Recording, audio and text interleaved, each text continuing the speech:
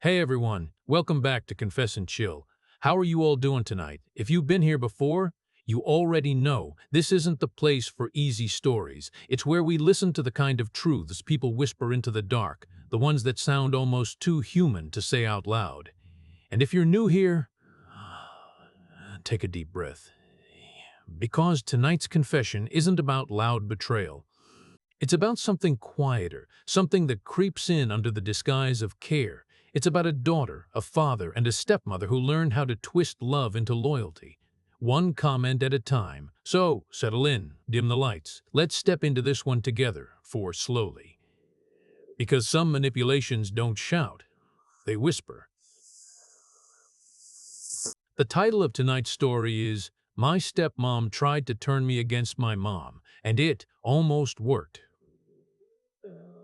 There's a kind of silence families learn to live with. It hums under politeness. It sounds like a refrigerator at midnight, like breath held too long, like the pause before someone decides what to remember out loud. That's where this begins, inside that hum. A house that looks safe, a table set just right, a smile bright enough to pass for love. If you catch it at the wrong angle, you'll swear it's tenderness.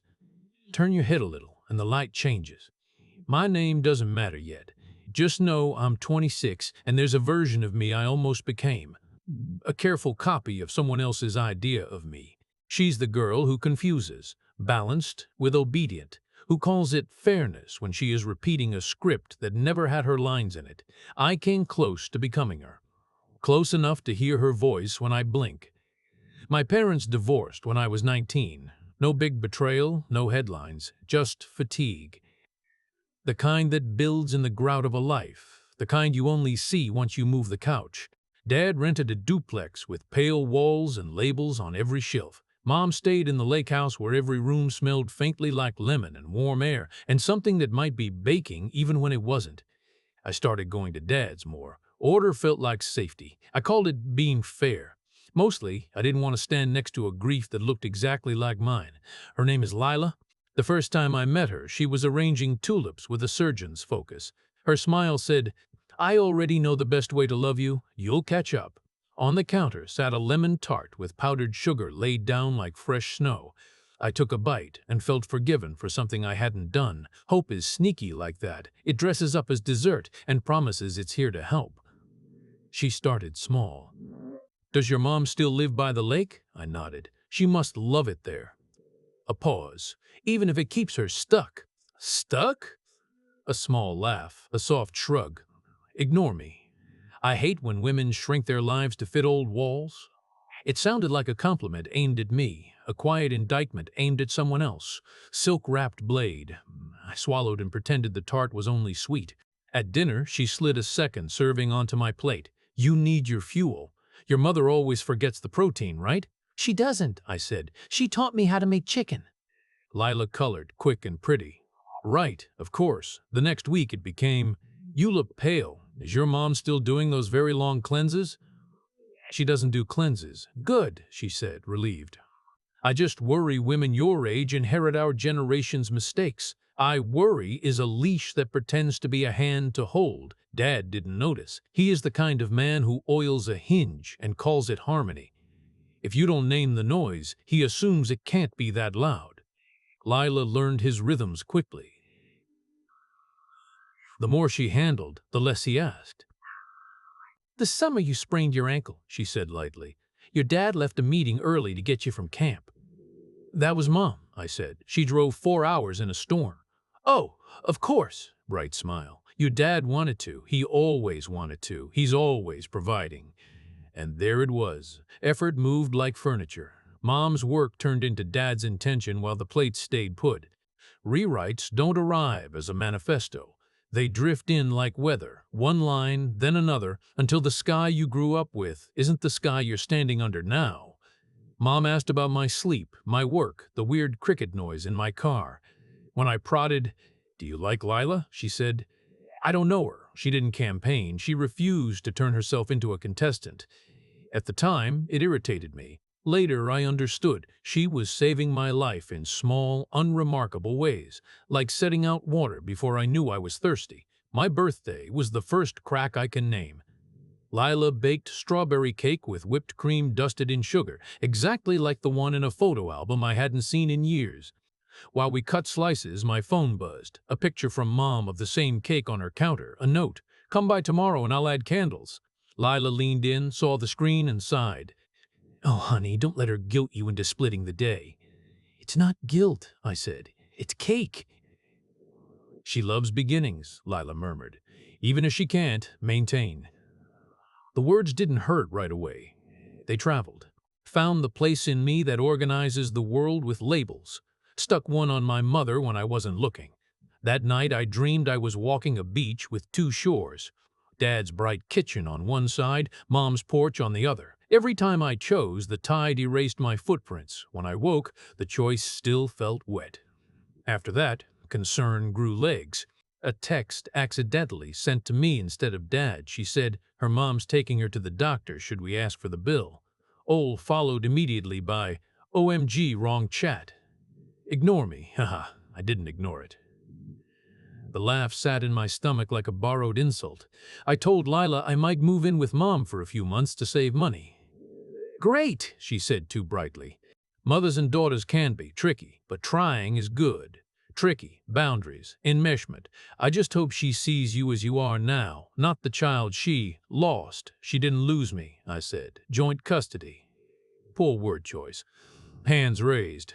"I only mean day to day. Here, you have room to grow. Room. Compliment with a leash attached."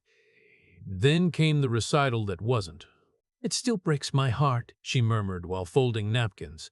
"What recital?" She bit her lip. "It's old. I shouldn't have mentioned it. She hadn't. She didn't need to."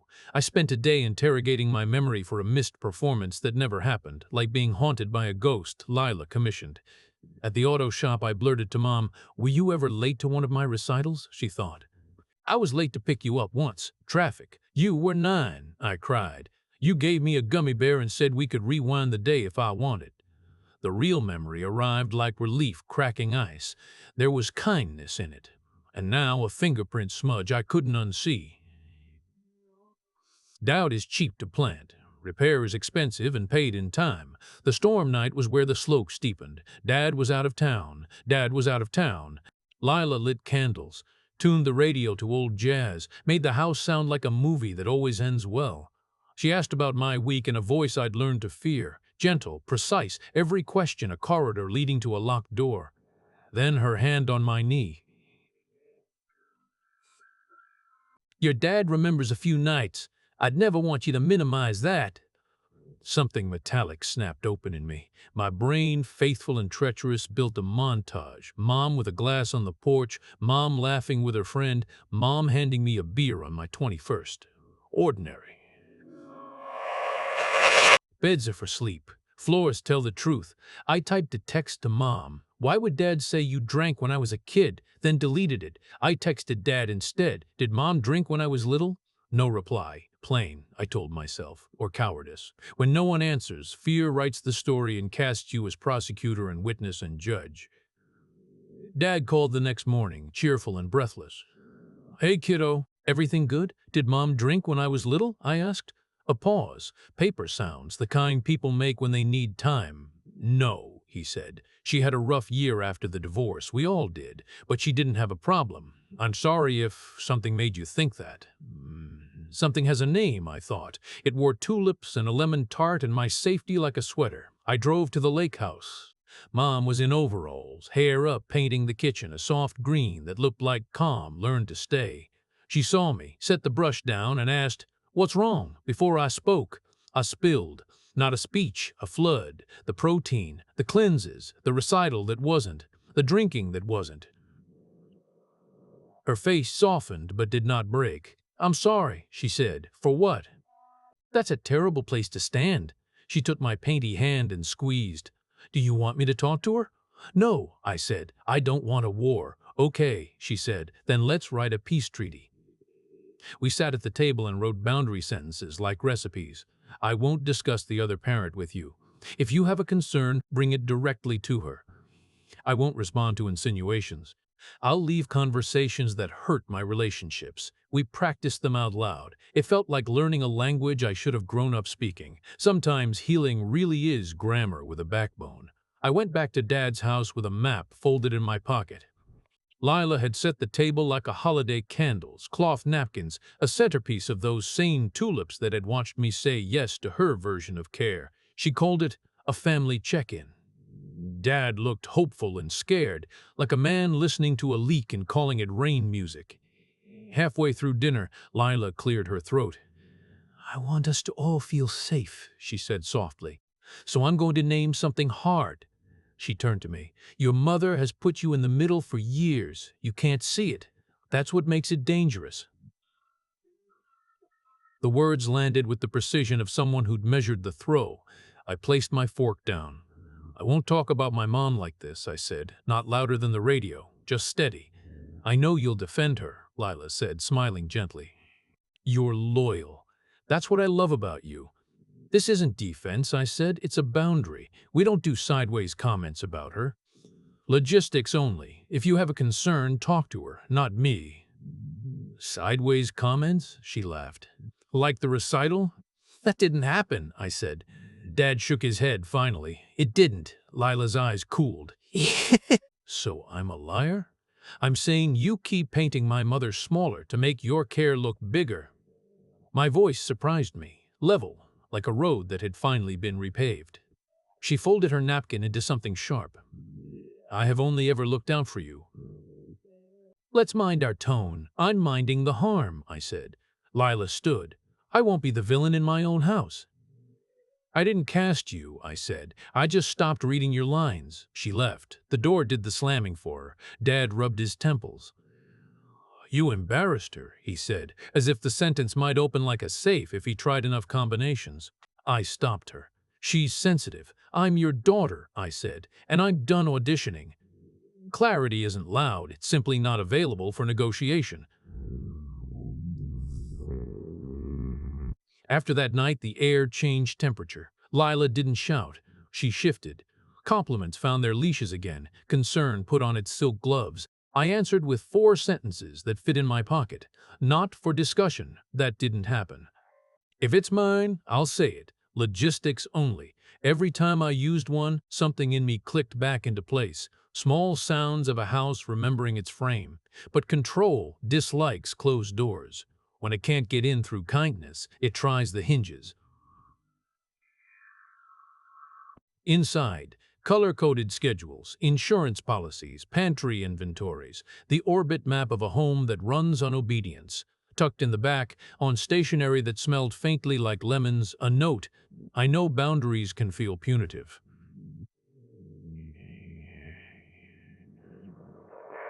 Then I realized the trick. She had moved the lines again, made boundary sound like punishment, made naming sound like courage, made mother sound like a problem begging to be solved.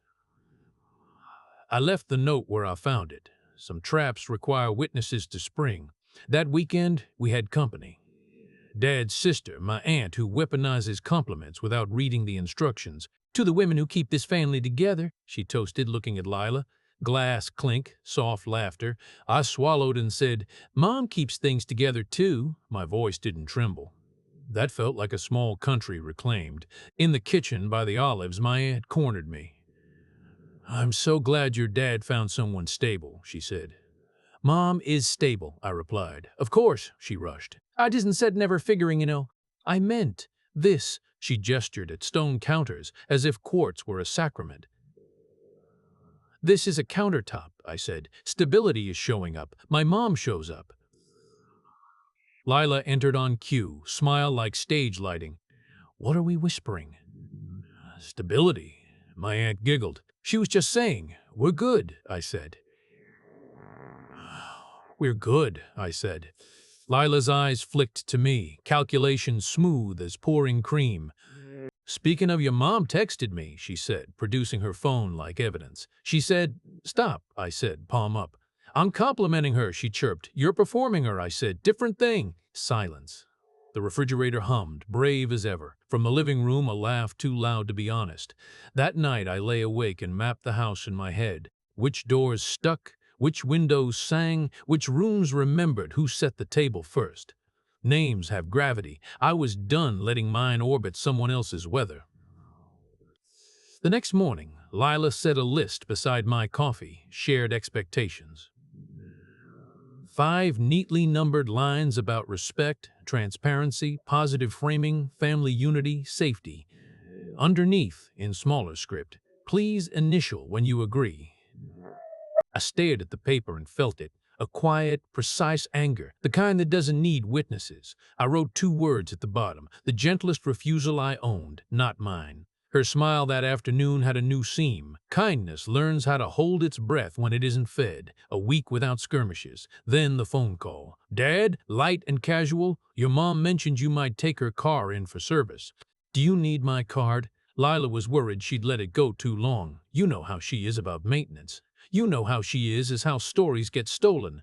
I'll handle it, I said, and I know exactly how Mom is. She raised me. A pause. A small exhale. Okay, kiddo, he said, softening. Okay.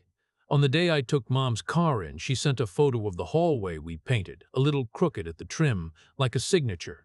Look, no tape, she wrote. I laughed in the waiting room and felt something unclench that had been braced for months. The mechanic called me to the counter. You're good, he said. Just needed a filter. Whoever's been caring for this car knows what they're doing. I forwarded the note to myself, the way people photograph sunlight through windows they want to remember in winter. Not proof exactly, just the truth, written in a language everyone can read. When I pulled into Dad's driveway later, Lila was waiting on the steps, a sweater knotted just right, the evening curated to feel softer than it was. Walk with me? She asked. We circled the block. She talked about hydrangeas, about a neighbor's dog, about the cost of butter as if inflation were a moral failing. Then, lightly, I worry you think I'm trying to replace your mother. You can't, I said. There's no audition. She smiled, relieved. Exactly, and I don't want to. I just want you safe. There it was again, safety, dressed like a virtue, hoping I forgot it had hands. We stopped beneath the streetlight that clicks on a second before the dark is ready. You know, she said, voice softened to something close to confession. I always wished I had a mother like yours, creative, warm. People like that, they sometimes forget details. I wanted to make sure you never paid for that. I felt it then, the old pull, the way children lean toward whoever says they can keep you from being dropped. I nearly thanked her. I'm not a detail, I said instead. I'm a daughter. She blinked, soft, calculating. Of course. We crossed back to the house. In the hall, the tulips had wilted, their heads bowed like they were listening for something finally being said. That night, I dreamed again. Not of beaches, of hallways, doors labeled with sentences, not for discussion. That didn't happen. Logistics only. At the end of the hallway, a door with no label. A door with no label. At the end of the hallway, when I touched the knob, I woke with my hand in a fist. Morning brought rain that flattened the world into one shade of true. I found Dad in the garage labeling a bin winter, as if the season might forget where it lived. Can we talk? I asked. He looked relieved, like a man who wants the leak to be a faucet he can fix. Please, he said. We stood among rakes and paint cans and good intentions. I need you to hear me, I said. Not fix me, not translate me, he nodded. I told him the shape of things, how kindness had been teaching me to distrust my own memory, how concern had been measuring me for a smaller room. I'm not choosing sides, I said. I'm choosing truth. If you make me choose sides, you're choosing for me. He stared at the concrete like the answer might be written there. You won't, I said, unless you make me a rope. He rubbed his jaw. Okay, he said finally. Okay. When I stepped back into the kitchen, Lila was there with 2 mugs already poured. I made your favorite, she said. Honey, not sugar. That was the day I realized how far in I'd come. She knew my mug. She knew my sweetener. She knew which corner of the counter I lean on when I'm deciding whether to stay. I took the mug. It felt heavy for how little it weighed. You know I love you, she said, not looking at me. I didn't answer. Some sentences require witnesses. Some require silence that doesn't sign anything. The rain kept the house quiet. We stood there, two people listening to the weather beside us. And that's when the phone buzzed on the island. A message preview flashing in a way the room couldn't ignore. Mom made extra soup. Come by if you're hungry. Doors open. Lila read the screen the way you read a diagnosis. She smiled without showing teeth, and I felt the floor choose which nails to keep. The hum got louder. Families have a way of turning volume into weather, but once you hear the pitch, you can't pretend it's just the fridge anymore. The next move was coming. I could feel it in the pause, in the mug in my hands, in the way kindness prepares a stage when it's about to ask for your lines. The phone kept buzzing on the counter, that tiny blue light pulsing like a heartbeat that refused to die. Mom made extra soup. Come by if you're hungry. Doors open. Lila didn't move. She just stared at the screen, smile frozen somewhere between politeness and possession. The rain outside made the windows shiver. "That woman never quits, does she?" she said softly. I set the mug down. "She's just offering soup." Her eyes flicked to me, sharp beneath the sugar. "She's offering guilt. Don't you see the pattern yet? Every time you start doing better here, she reels you back with something homemade." I almost laughed, because better here sounded like a cage complimenting itself on the view. "Soup isn't manipulation," I said. "Sweetheart." The word landed like a hand on the back of my neck.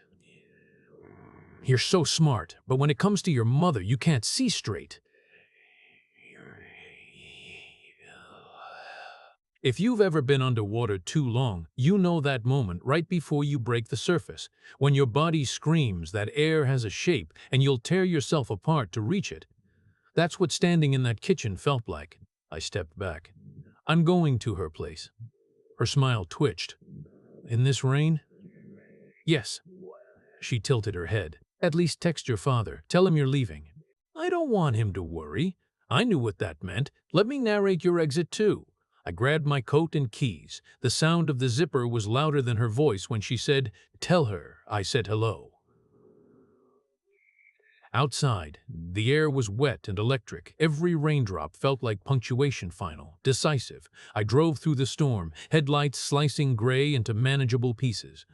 Mom's porch light was already on. She must have known I'd come. When she opened the door, the smell of soup and thyme wrapped around me like a memory that didn't need to prove itself. She didn't ask why I was crying. She just ladled soup into a bowl and said, "It's still hot." Finally, she said, "What did she do this time?" And that broke me, not because of the question, but because of how gently she asked it, like she'd already forgiven me for every time I'd believed the wrong person. "She called you manipulative," I said. "She said you drink. She said you keep me small." Mom stirred the soup, steady. "Do you believe her?" I wanted to say no, but honesty is cruel when it's true. "I don't know," I whispered. She nodded once. "That's fair." I blinked. "You're not mad?" "I'm tired," she said. "Tired of proving I'm not what she needs me to be to feel safe. I'm tired of letting other people's fear edit my memories." Her voice cracked on the word tired, and something in me shifted. For months I'd been defending silence. Now it was defending me. I stayed the night. No confrontation, no speeches, just rain, soup, and the sound of two people learning how to breathe again. In the morning I woke to a text from Dad. "Dad, everything okay?" "Lila's worried. Says you left upset." "Call me." Of course she was worried. Concern was her favorite disguise. I texted back, "I'm fine," at Mom's. Then I turned off my phone and let the quiet exist without her commentary for once. When I finally drove home the next evening, the house looked different, too clean. The air smelled like citrus and apology. Lila was in the living room, candles lit, music soft. She'd set the stage. "I'm glad you're back," she said. "You scared me." I texted Dad. "But not me," she said. That hurt. "You're not my parent," I said quietly. She blinked as if I'd slapped her. "That's cruel." "No, that's accurate." She took a slow breath. "You've changed. She's getting to you again." And there it was, again. The word that turned my independence into regression. The word that rebranded my healing as relapse. You are. For a heartbeat, I saw it, the real thing behind her mask. Not anger, not sorrow, control. You don't mean that, she said, voice trembling. You're upset. We'll talk later. I'm talking now. Her expression hardened. Fine. You want honesty? You're naive. You think your mother's some saint who never made mistakes. I'm the only one who tells you the truth. You don't tell the truth. You edit it. She flinched, and I realized I'd hit the exact word she hated. Before she could answer, the front door opened. Dad?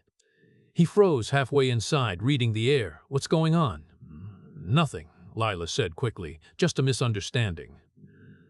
Dad looked at me. Is that true? I wanted to scream no, but years of training held me still. My mouth opened and closed. My mouth opened and closed. That's what manipulation does. It doesn't steal your words. It convinces you they'll sound ungrateful if you use them. The house didn't explode when she left. It deflated. The air went soft, like the moment after a power outage when the hum stops and you realize how loud survival had been. Dad sat at the table, elbows on wood polished thin by years of trying. His wedding ring clicked once against the plate, an accidental metronome. I didn't want it to end like that, he said. Then why did you let it? He didn't answer. He just looked at the chair she used to fill, as if waiting for it to start talking again. I washed the dishes in silence. The soap smelled like lemon. The scent made my stomach twist. How something as clean as citrus could feel contaminated. He spoke finally. You think I'm weak. I think you're human, I said. But you keep mistaking peace for quiet. He rubbed his face. She's not a monster. I know, I said. That's what makes it hard. Kind people with sharp edges are the ones who keep you apologizing for bleeding. Days blurred into weeks. No texts, no calls, just stillness. I expected relief. Instead, I felt like someone had turned off a constant alarm, and now my body didn't know what to do with the silence. Dad tried to fill it. He'd ask about my job, about the weather, about gas prices. He spoke in statistics when what he meant was, I don't know who I am without a referee. We moved through the house like ghosts with grocery lists. Then one afternoon he said, she called. The words drop like a glass that doesn't break right away. It just rolls until it finds a wall. She wanted to pick up some things. Are you going to let her? He looked at me, helpless. It's still her home. No, I said. It's the set she built. The home is what you decide to keep. He didn't reply. But later that night I found him pulling the tulips out of the vase, stems limp, water cloudy. He didn't throw them away. He laid them gently in the trash like something that used to matter. I was in the kitchen when her car pulled up, engine idling long enough to announce hesitation. She walked in without knocking, still sure of her access. She looked smaller, but her voice carried the same careful grace. I'm just here for a few things. Dad hovered in the doorway. Take your time. She smiled at him, then turned to me. Still painting with your mom? The question was too casual, too clean. I nodded. We finished the hallway. She tilted her head. Did you fix the trim? No, I said. We decided we liked it crooked. A pause, then that faint, sad smile she used when pretending to bless something she couldn't control. Well, she said, that's one way to live. I almost pitied her. Almost. Because underneath the calm I could hear it, the panic of a person whose script has been rewritten without their permission. She gathered her things slowly, framed photos, a box of recipes, the lemon tart dish. When she reached the door, she looked back. You'll understand someday, she said. Maybe, I answered. But not the way you want me to. Just the sound of rain starting again. That night, Dad and I sat on the porch, listening to the storm roll over the lake. She's gone, he said. Yeah, I keep thinking about all the small things she did, the good ones. You can keep them, I said. Just don't let them rewrite the rest, he nodded, eyes glossy with the kind of grief that doesn't make noise. Then he whispered, You're a lot stronger than I thought. I had a good teacher, I said. She lives by the lake.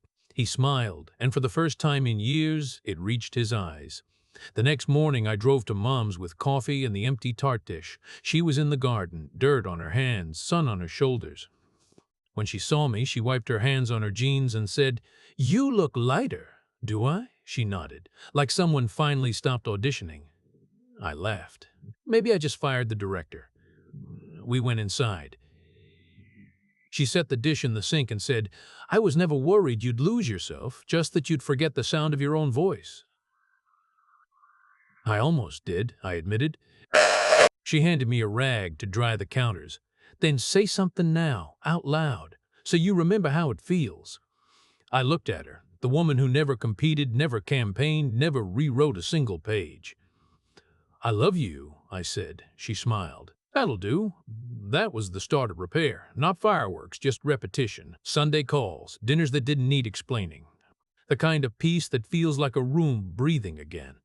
But healing is never cinematic. It's errands and emails and realizing halfway through folding laundry that you're no longer waiting for the next correction. Still, sometimes, late at night, I'd catch myself reaching for the phone, expecting a new rule to appear on the screen. When it didn't, I'd exhale like I'd been holding my breath for years. A few months later, the house by the lake looked like it finally forgave itself for being quiet. Dad came by sometimes, toolbox in hand, fixing things that didn't really need fixing. He still wore his ring. I didn't mention it. Some symbols take time to fade. You don't rush the light out of them.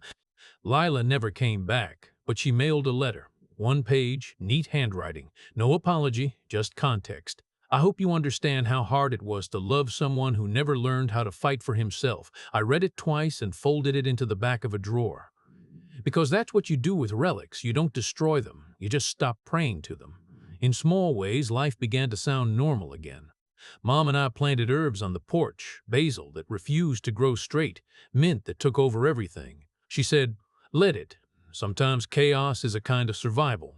At night, I'd walk the shoreline, thinking about all the versions of me that had lived inside that story. The one who wanted to please, the one who wanted to stay neutral, the one who finally spoke.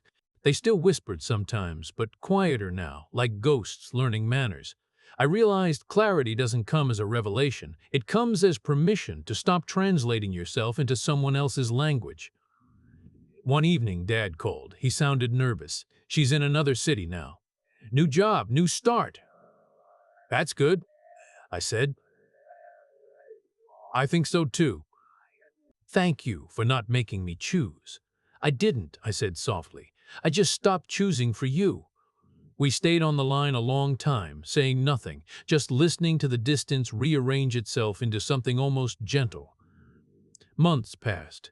Mom texted me a photo of the hallway, the crooked trim catching morning light like a scar that forgot to be ashamed. "Look," she wrote, "still imperfect. Still ours." I smiled. I could finally see beauty in that. I baked again. 2 lemon tarts, one for each house. At Mom's, we ate on the porch, powdered sugar on our fingers, the lake reflecting the sky like forgiveness, learning how to breathe. At Dad's, he poured coffee while I set the second tart on the counter. Lila's dish. He looked at it, then at me. "You kept it." Some things don't have to be erased to lose their power. He nodded. Maybe understanding, maybe just pretending to. Either way, it was peace. That night, lying in bed, I thought about every small revision that had brought me here. Each boundary learned the hard way. Each silence I finally filled with truth. And I realized the story never needed a villain. It needed an editor me. Because that's what healing really is. Not rewriting the past, but reclaiming authorship. You just heard a confession about quiet harm, the kind that smiles as it rearranges your memories. Maybe you recognized a little of yourself in it. Maybe you've been rewritten before and called it love. If this story touched something in you, tell me what part did. The edits, the doubt, or the map out of it. Because sometimes the only way to stop someone else's version from living in your head is to say your own story out loud. And if you're standing in the middle of 2 voices tonight, wondering which one to trust, choose the one that doesn't need you small to stay loud. I'm glad you stayed till the end. This was Confess and Chill, where the stories may end, but the echoes remind us who we are.